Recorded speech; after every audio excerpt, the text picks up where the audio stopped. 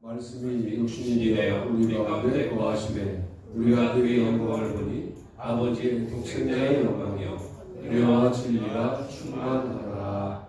아멘. 제목도 한번 읽어봅시다. 큰 제목, 일상에서 사랑을 구체적으로 실천하라. 말씀이 육신이 되었다. 사실 우리가 이게 이해가 가능할까? 여러분, 신앙생활이 여러분의 좁은 머리고 이해가 되잖아요. 만만해져요. 여러분, 기독교는 종교가 아닙니다. 그래서 이해가 안 돼요. 원수를 사랑하라.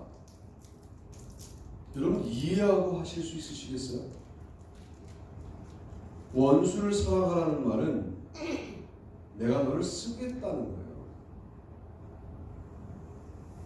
이게 참 축복인데요. 내가 너를 나의 종으로 쓰겠다. 근데 우리는 하나님 중심으로 생각을 못하고 저는 그런 사람 아닙니다 하고 안 해요. 명령이라는 거, 하나님의 말씀이 하나님의 명령이다라고 할 때 왜 명령을 하냐면 계획이 있기 때문에, 하나님의 계획 때문에 명령하는 거예요. 그런데 그 계획을 저에게 차분차분 설명해 주시죠. 설명한다고 알아들을 수 없는 우리에게는 하나님이 하실 수 있는 방법이 하라고 명령하시는 방법밖에 없는 거예요. 사실상 말도 안 되죠. 말도 안 되는 명령처럼 여겨져야 하나님의 명령이에요. 여러분의 머리로 다 이해되는 명령들을 들었다. 하나님의 명령일 수도 있고 아닐 수도 있죠. 이해할 수 없는 게 하나님의 명령이다. 하나님의 말씀이다. 또 하나 이해할 수 없는 게 하나님의 사랑이에요. 내가 만들어 놓은 것을 사랑하여 그 피조물이 되었다. 창조주께서 여러분이 몇 번을 죽었다 깨어나도 그 사랑이 이해가 될 수 있겠어요? 똑같은 인간들끼리도 사랑하다 말다 하는 우리들이 창조주께서 피조물을 만들어 놓고 피조물이 되어 피조물을 사랑한다? 아니, 그냥 창조주로 피조물을 사랑하시는 것만 해도 이해가 안 되는데 똑같은 피조물이 되어 피조물을 사랑하신다? 도대체 이 사랑을 우리가 이해할 수가 없어요. 여러분들이 이해하고 있지 못하고 이 신앙을 온전하게 지금 수용하고 있지 못한 증거가 뭐냐면 여전히 미운 너가 있기 때문에. 그 사람은 나와 다른 사람도 아니고 똑같은 사람이에요. 또 정직히 말하면 나에게도 그 사람 같은 속성이 있어요. 이해할 만한 잘못을 한 사람이에요. 그런데 우리는 그 사람 얼굴 안 봐요. 사랑할 수 없어요.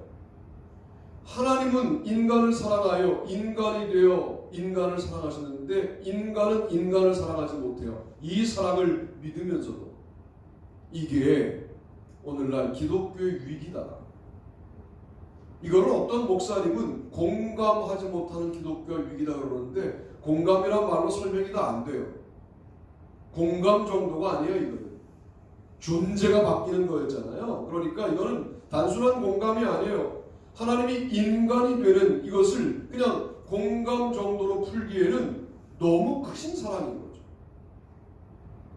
이 사랑이 어찌됐든 우리에게 찾아온 사랑인데 어느 순간 기적적으로 예수님이 믿어졌던 것처럼 예수님이 오신 내용인 이 사랑이 믿어지는 귀한 역사가 있기를 축복합니다. 여러분, 이게 믿어져야 신앙이 출발되는 건데 우리는 예수 그리스도를 알고 있는 걸로 신앙이 출발되는 줄 아는 거예요. 그 사랑이 도대체 내 안에 설명될 수 없는 그 사랑이 어느 순간 신비로운 능력으로 믿어지는 거예요. 믿어진다고 표현할 수밖에 없는 게 내가 한 게 별로 없거든요. 그 사랑을 받아들이는데 내가 한 게 별로 없어요. 받아들여지도록 하신 거예요, 하나님께서. 그 순간 너무 엄청난 사랑이구나. 그래서 눈물 콧물을 흘리게 되는 거예요.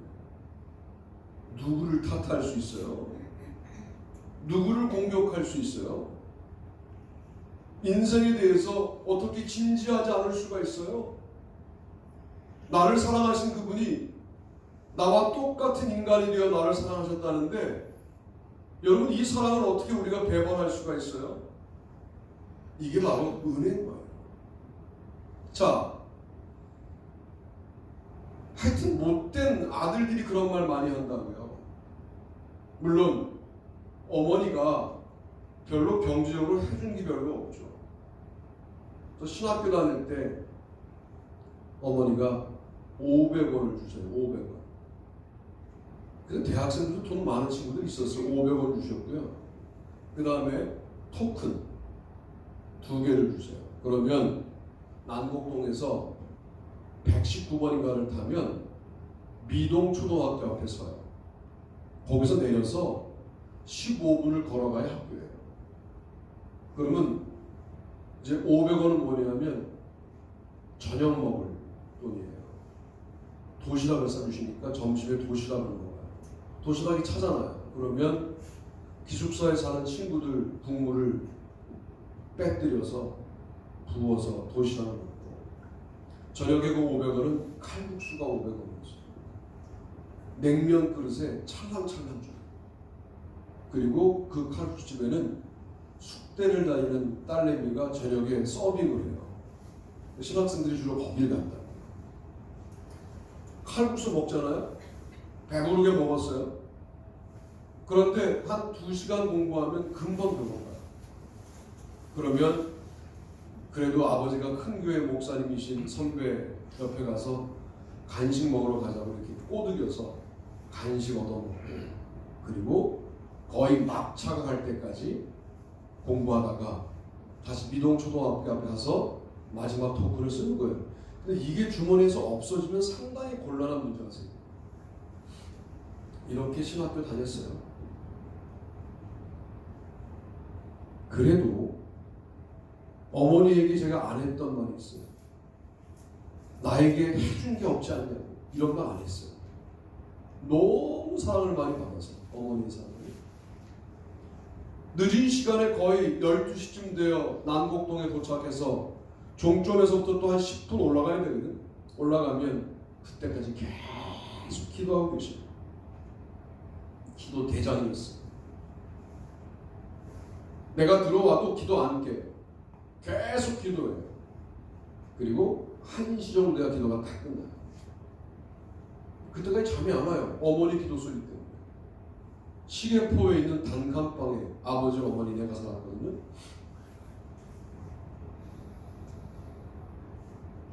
어머니의 사랑만 해도 내가 함부로 살면 안 되겠구나, 이런 마음을 먹는 거예요.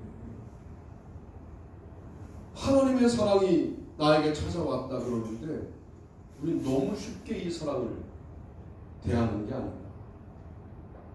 우리의 왜 일상은 이렇게 시시한가. 저는 예상하고 있었거든요. 뭘 예상했느냐? 오늘 예배가 힘들 것 예상했어요. 여러분들 예상 안 하셨죠? 우리가 10년간 못하던 걸 지난주에 했어요. 말씀을 나눴어요. 이게 단순한 일처럼 보이세요? 그러니까 이번 주간에 사탄의 공격들이 분명히 많았을 텐데, 여러분들은 지금 끄떡끄떡 하시면서 그게 사탄의 공격이었구나 이제 깨달으시죠? 다음 주간 제가 예상해 드릴게요. 계속 말씀을 묵상하세요. 말씀 묵상을 하지 못하게 만드는 사탄의 공격은 더 심해질 거예요. 되게 싫어하는 일이에요. 왜? 그 말씀 속에 예수님이 계십니다. 그 말씀 속에 존재적으로 존재하시는 그리스도의 실체가 있거든요. 그분을 만나는 순간 이 사랑을 깨닫게 되면 모든 게 달라지거든요. 아니 그 사랑을 받고 난 다음에 우리가 이렇게 말할 수 있어요. 왜 물질적 축복은 안 주세요? 이러실 수 있습니까? 이 사랑을 깨달았는데 말씀이 육신이 되어 우리 가운데 거하시며 우리가 그 영광을 보니 아버지의 독생자의 영광이요 은혜와 진리가 충만하더라. 이 은혜를 받은 우리가 왜 물질 축복은 나에게 안 주십니까? 이럴 수 있냐고. 왜 건강 축복은 나에게 없는 겁니까? 이럴 수 있겠냐고. 왜 내 아들은 그럽니까? 이럴 수 있겠냐고. 왜 내 부인은 그럽니까? 이럴 수 있겠냐고. 어떤 요구도 할 수가 없어. 이 사랑을 깨달았다면 이게 바로 기독교 신앙이에요. 그러니 종교가 아니죠.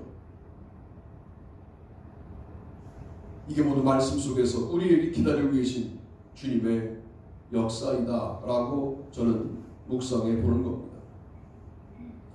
요한복음 2장 19절로 21절 예수께서 대답하여 이르시되 너희가 이 성전을 헐라 내가 사흘 동안에 일으키리라. 유대인들이 이르되 이 성전은 46년 동안의 지었거늘 내가 3일 동안에 일으키겠느냐 하더라. 그러나 예수는 성전된 자기 육체를 가리켜 말씀하신 것이다. 주님이 성전이 되셨다. 바울은 이제 우리가 성전이다 라고 고백합니다. 이 고백을 더 깊이 있게 묵상한 것이죠. 제가 요한복음과 바울 서신이 상당히 밀접하다라고 말씀을 드린 적이 있잖아요. 이런 것 때문에 그래요. 여러분이 성전이에요. 주님이 성전이 되셨다는 것은 거룩함을 가져야 한다라고 하는 것을 알려주시기 위함입니다. 놀라운 것은 우리가 노력한다고 거룩해지느냐? 그렇지 않아요. 그러면 노력도 하지 말아야 되느냐? 그렇지 않아요. 우리의 노력이 결정적이지 않아요. 거룩한 그분이 우리에게 부어지셔야 되고 거룩한 분이 우리를 붙들어 주셔야 되고 성전 되신 그분이 우리와 함께 하실 때 우리도 성전이 되는 것이죠. 할렐루야. 윤리적인 잣대하고는 달라요. 이거는 윤리적으로 내가 너보다 좀 나아. 이건 상대적인 거룩함이죠. 그러나 이 거룩함은 절대적으로 거룩한 분이 우리와 함께 하셔서 죄를 짓지 않을 수 있어요. 여러분 사실은 죄를 조금만 짓고 일주일을 보낸 일주일만 하더라도 우리를 흥분시키죠. 야 이번 주는 내가 생각해도 너무 환상적인 한 주간을 살았어. 이런 마음이 드시죠. 근데 절대적인 그 거룩한 분이 우리를 붙들어서 우리를 거룩하게 끌어가신다고요. 우리는 다만 숱한 모순과 숱한 절망 속에 살아가는 일상 속에서 그분에게 끌려가는 거예요. 끌려가는데 어떻게 끌려가느냐? 일상의 생활을 하면서 끌려가는 거예요. 이게 그저 그리스도인이에요. 내가 주체적으로 살면서 주님을 끌고 다니는 게 아니라 주님께 끌려다니는데 끌려다니면서 일하는 거예요. 그 일이 그렇게 일하면서 끌려다니는 것이 여러분이 주체적으로 일하는 것보다 훨씬 더 많은 일을 하게 된다. 훨씬 더 많은 역사를 쓰게 된다. 라고 말씀드릴 수 있겠습니다. 말씀이 육신이 되신 이유가 그저 우리를 충만케 하기 위함이냐? 물론 맞아요. 그러나 거룩함까지 가도록 우리를 인도하시기 위하여 말씀 육신 되신 예수님께서 성전이 되셨다 라고 말씀하시는 거예요. 우리에게 뭘 알려주시는 거냐? 어떻게 살아가야 할지에 대하여 알려주시기 위함이다. 나는 열심히 예배하는데 너는 왜 열심히 예배 안 해? 이런 식으로 사람을 평가하면 안 돼요. 나는 열심히 기도하는데 너는 열심히 기도하지 않아. 이런 식으로 사람을 비교하면 안 돼요. 그가 우리와 하는 기도의 자리에 나오지는 못하더라도 주님께 어떻게 끌려가고 있는지에 대하여 우리는 몰라요. 하나님만 알아요. 우리는 그저 다른 사람을 내가 그런 식으로 평가할 수 있는 윤리적인 잣대와 도덕적인 잣대를 가지고 사람을 보는 것이 아니라 나도 주님께 끌려가고 있는 중이다 하여 이 정도 거룩이 담보되고 있다 라고 고백하는 것이 맞습니다. 여러분 우리가 너희와 내가 너와 하나가 될 때 거룩하지 않은 하나됨들이 많아요. 이런 걸 야합이라고 해요. 세상은 모두 야합이죠. 사실은 뭐 자기 필요에 따라 만나고 뭐 동호회에서 만나고 뭐 동창회에서 만나고 이게 모두 야합이에요. 다 이익 때문에 만나는 거예요. 나에게 무슨 사업적인 이익이 있거나 앞으로 경제적으로 이익을 줄 것 같은 만남이어서 만난다 이렇게 만나는 것들은 진정 하나님이 아니에요. 그런데 예수님과 하나가 되는 우리는 성전된 예수님과 하나가 되는 것이어서 거룩이 전제된 하나됨을 경험하게 되는 거거든요. 이럴 때 우리는 진정 하나됨이 무엇인지를 알게 되는 것이죠. 거룩하려고 애를 쓰지 말란 말이 아니라 지금 쓰고는 애를 쓰지만 그것으로 결정되는 것이 아니라는 사실을 알면서 애를 써라 라고 말씀을 드리는 거예요. 결정은 누가 하시느냐? 하나님이 하신다. 구원? 하나님이 하시는 거예요. 어떤 기준인지에 대하여 성경에서 우리가 예상만 할 뿐 이것이 유일한 기준이라고 말하기도 어려워요. 마태복음은 지극히 작은 자 하나에게 한 것이고 나에게 한 것이다. 그러면 영생이에요. 이거 하지 않으면 영벌해요. 들어가게 된다고 말씀하시는데 바울은 믿음으로 하나님의 의에 이른다고 말씀하고 있어요. 그럼 우리는 믿음이 정말 하나님을 믿는 믿음이라고 한다면, 하나님의 구원을 의지하는 믿음이라고 한다면 그 사람은 지극히 작은 자를 무시할 수 없다 라고 연결할 수밖에 없죠. 이렇게 우리가 구원을 묵상해 갑니다만 어쨌든 그것도 하나님이 끌어가시는 것이다.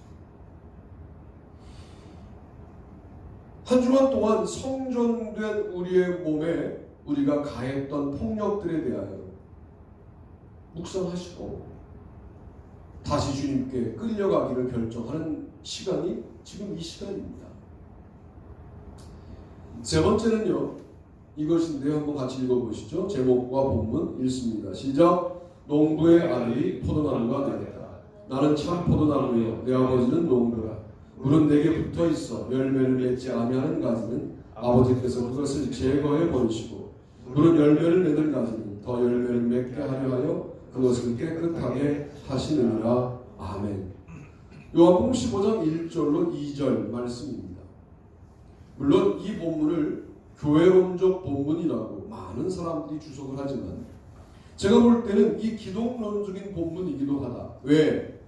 나는 참 포도나무여 내 아버지는 그 농부라. 농부의 아들이 농부의 아들로서의 지위를 포기하고 참 포도나무로 오셨다. 이유는 단 한 가지. 포도나무 가지인 우리에게 열매를 맺게 하려고. 인생의 풍성은 어떻게 오는 거냐 하면, 무릇 열매를 맺는 가지는 더 열매를 맺게 하려 하여 그것을 깨끗하게 하시느니라. 여기에 거룩이 나오는 거예요.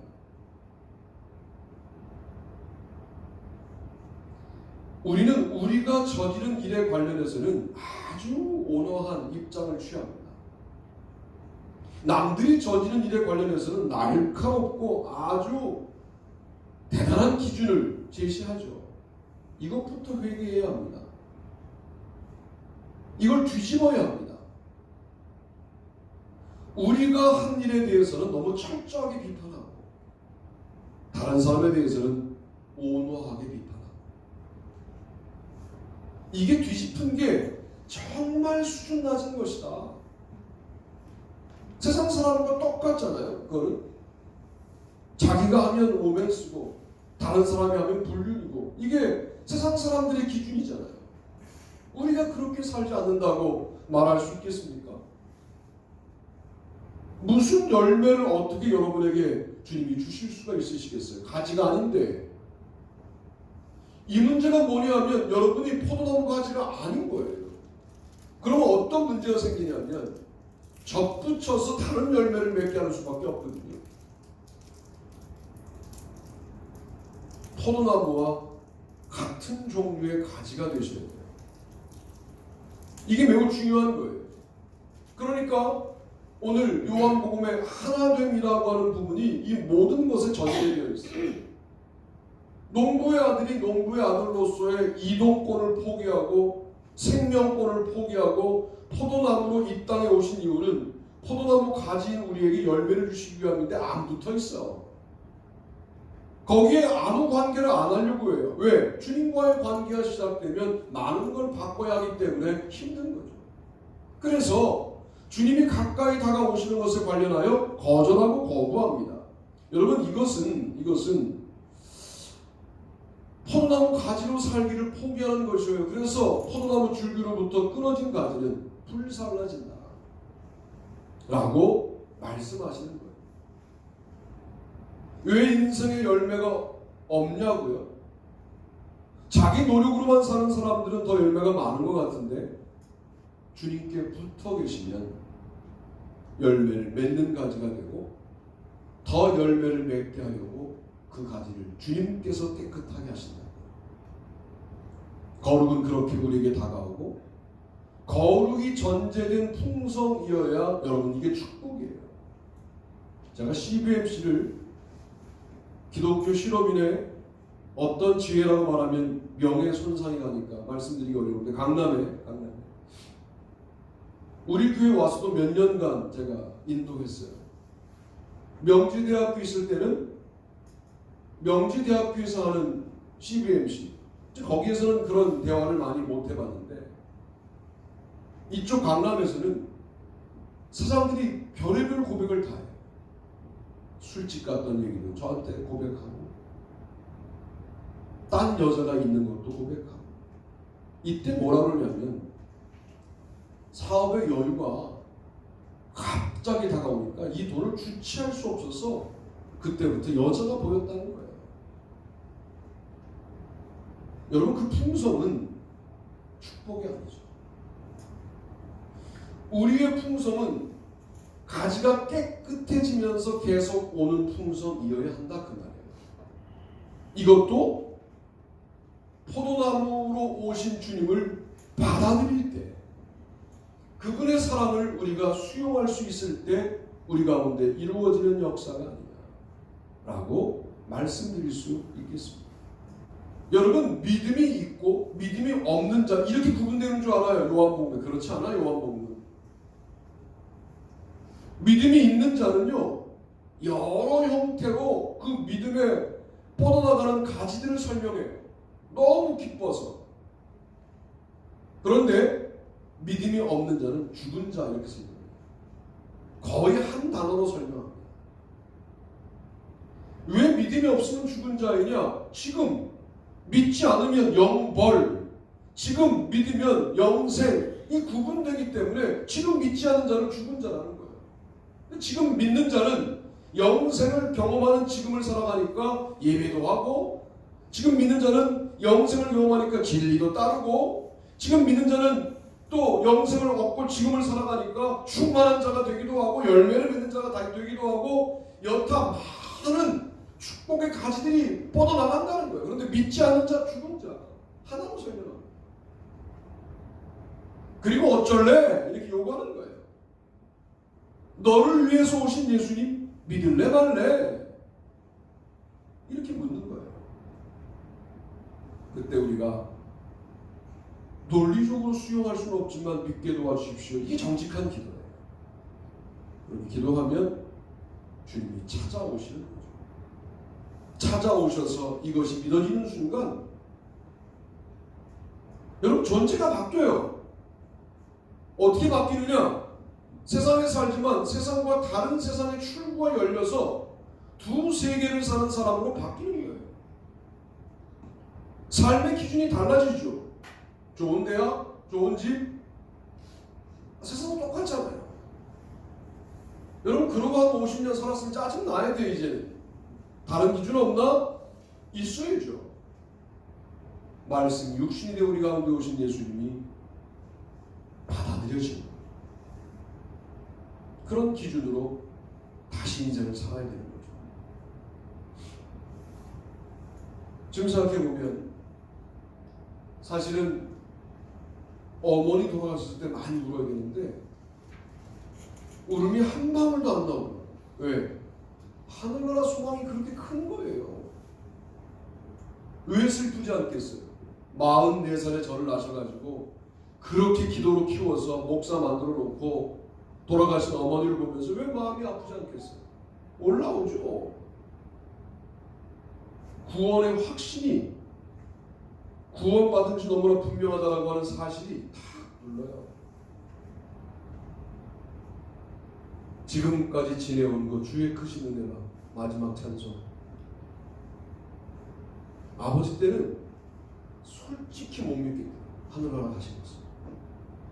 그러니까 얼마나 마음이 허전한지 제가 순위교에 있을 때인데 6개월간 무덤을 찾아갔다니까. 6개월간 무덤에 갔어요. 여러분, 남아있는 인생 어떻게 사시겠습니까?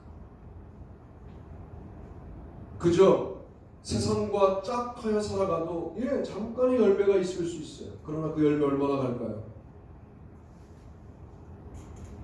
얼마 안 가는 건 우리가 알고 있잖아요. 야, 수입이 늘었어. 씀씀이가 늘어가지고 어차피 통장에 제로 포인트가 되는 것은 똑같은 시간에 제로 포인트 되잖아요. 알고 있어요. 이 자본주의라는 시스템 속에서 우리가 살고 있기 때문에 우리를 핍절하게 만드는 모든 구조에 이미 굴복당해 살아가기 때문에 우리가 안 사도 되는 걸 사요. 죄입니다. 구분하여 사야죠. 필요한 걸 사야죠. 그런 것들은 필요할 걸 예상해서 사요. 참 놀라워요. 그게 어쩌면 많은 이유가 있어. 지금 세일하고 있다. 이런 식으로 자본주의에 끌려다니는 거예요. 그냥 둬야 돼요. 건들지 않는 돈들이 필요해요. 그러면 주님께 드릴 게 생겨요. 근데 이것도 이렇게 활용하고 싶어요. 그럼 다 죽도 밥도 안 되거든요. 참 우리가 경험하는 풍성이라는 게 세상과 다르다라고 말씀드리고 싶습니다. 여기서 끝날 줄 아셨죠? 네 번째가 있어서 오늘 제가 나름 설교를 조절하고 있어요. 네 번째 읽고 말씀을 정리하죠. 읽습니다. 시작. 주님이 재물 되셨다. 이튿날 요한이 예수께서 자기에게 나오심을 보고 이르시되 보라, 세상 죄를 지고 가는 하나님의 어린 양이로다. 예수께서 건의심을 보고 말하되 보라, 하나님의 어린 양이로다. 군인들이 가서 예수와 함께 못 박힌 첫째 사람과 또 그 다른 사람의 다리를 꺾고 예수께 이르러서는 이미 죽으신 것을 보고 다리를 꺾지 아니하고 그중 한 군인이 창으로 옆구리를 찌르니 곧 피와 물이 나오더라. 아멘. 자, 이제는 더 수용하기 어려운 상황이 뭐냐면 하나님이 인간이 되어 인간을 사랑하다가 인간을 위하여 재물 되어 돌아가셨다. 여러분, 지금 당장 설교 마치자마자 도서관 가서 종교학 책 다 뒤져보세요. 제가 뒤져봤으니까 말씀드립니다. 인간으로 가장 매력적인 종교를 만들기 위해서도 이런 식의 생각을 갖고 있는 종교는 기독교밖에 없어요.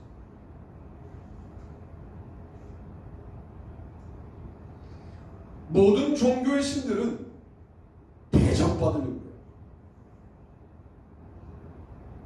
존경받으려고 해요. 우리가 믿는 예수님은 냄새나는 우리 인간으로 오셨어요. 사셨어요. 그리고 그 피조물을 위하여 피조물 되신 것만 해도 감당이 어려운데 소나 양처럼 처참하게 찢겨 순교하셨어요. 하나님이 우리를 위하여 죽으신 거예요. 종교학적으로도 없는 사건이 이 사건이에요. 찾아보세요. 돛 닦다가 자기 돛 닦다가 죽죠.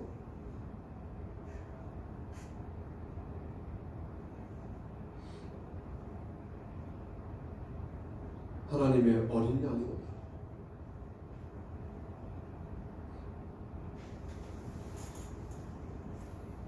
재물 되신다는 거 우리도 가끔 흉내낼 때가 있어요. 나의 이익과 상관없는 행동을 할 때 어느 정도 흉내를 내요. 그러나 재물 되는 삶을 선호하는 인생은 없습니다. 모두 자기가 주목받고 싶은 마음들이 있는 거예요. 내가 이런 책임을 맡았는데 그 책임을 준 그 집단을 위해서 재물 되어야지 하는 마음을 말로는 해요. 그러나 모두 대접받기를 원해요. 그리고 대접하지 않으면 똑같이 분노합니다. 세상 사람이죠.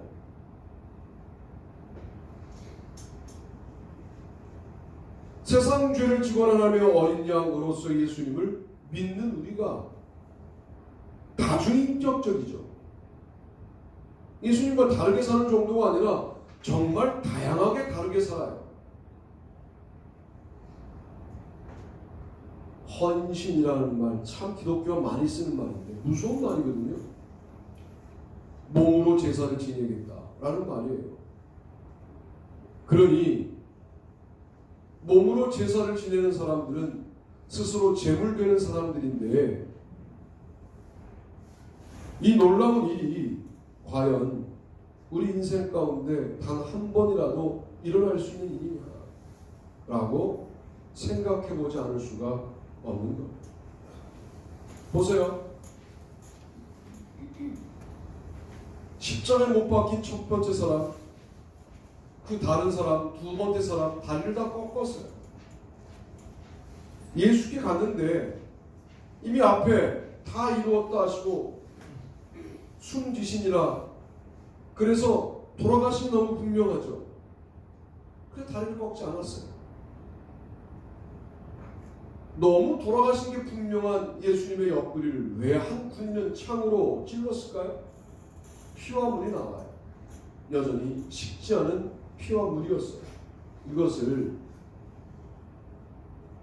재물이신 예수님은 다리가 꺾이면 되지 않는다라고 해석해요. 그리고 옆구리를 찔러 피와 물이 나온 것은 피를 뿌리는 의식이었다. 옆구리를 찔렀다는 것은 각을 뜨는 의식이었다. 이렇게 해석을 합니다. 앞에 1장 29절과 36절에 하나님의 어린 양의 모습으로 19장에서 돌아가신 것이다 라고 해석을 합니다. 제물로 오신 거죠.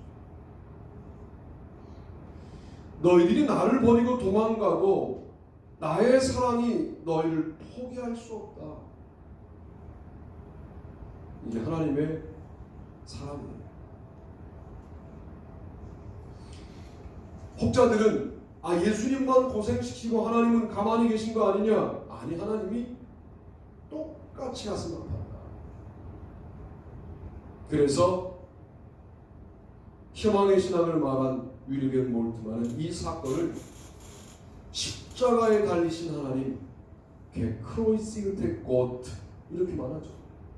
크로이츠란 말은 십자가란 말인데 개가 붙고 뒤에 IGTE가 붙으면 수동태가 돼요.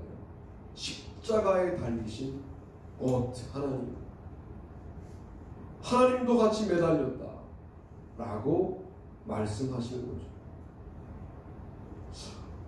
요한복음이 말하는 위가 아래로 내려오는 사건을 제가 여러 각도로 말씀을 드린 거예요. 겸손하자? 겸손하자고 말하는 사람이 이미 교만한 거잖아요. 기독교인이 할 용어가 아니에요. 겸손할 수밖에 없어요. 우리는. 왜? 하늘이 내려와 땅이 되는 종교 아닌 종교를 믿고 있는 우리가 겸손하지 않다? 거기에 적합한 사람들이 아닌 거죠. 말씀이 육신이 되셨다. 그 말씀이 성전이 되셨다. 그 말씀이 포도나무가 되셨다. 그 말씀이 제물 되셨다. 이 사랑이 오늘 저는 그냥 선포합니다. 그러나 어느 날 계속 붙들고 있어야 돼요. 이해가 안 된다고 내버리면 안 돼요. 끝까지 끝까지 붙들고 계세요. 포기하지 마세요. 당신이 큰 사람이어서 흔히 믿는 것처럼 보이는 사람들과 다른 입장을 갖고 있는 사람일 수도 있어요. 끝까지 붙들고 계세요. 내가 이 사람, 내가 찾아오면 영접하리라 이렇게 마음먹고 끝까지 그 자랑을 붙들고 계세요. 예수님의 옷자락을 붙잡고 계세요. 그러면 어느 날 그 사람이 찾아옵니다. 그거는 하늘이 나에게 찾아오는, 하나님이 나에게 찾아오는 사건이어서 감당할 수 없는 기쁨을 여러분에게 주실 것이다 하는 말씀을 드리면서 우리 교회가 그런 일상 속에서 사랑을 구체적으로 실천하고 경험하는 아름다운 교회가 되기를 주님의 이름으로 축복합니다.